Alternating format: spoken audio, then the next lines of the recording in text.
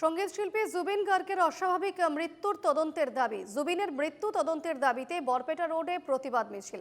Zubeen fan ক্লাবের উদ্যোগে মিছিল। শিল্পীর মৃত্যুর সঙ্গে যদি কেউ জড়িত রয়েছেন তাহলে তাদের ধরে উচিত শাস্তির দাবি বরপেটাবাসী।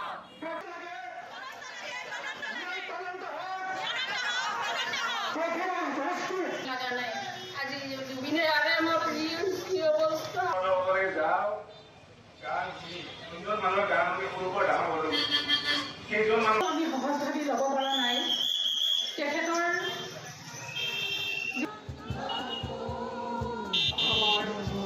ইয়াৰ অৰ্থ জুবিন গাৰ্গ কি আছিল সেয়া আজি কোৱাৰ প্ৰয়োজন বোধ কৰা নাই, সকলোৱে জ্ঞাত।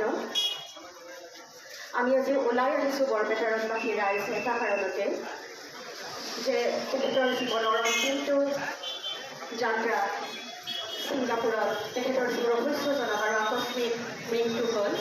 এই মৃত্যুত তেখেতৰ সহযাত্ৰী হিচাপে যাত্ৰা কৰা লোকসকলক পুলিচ কাষ্টডিলৈ উলিয়াই লৈ আহি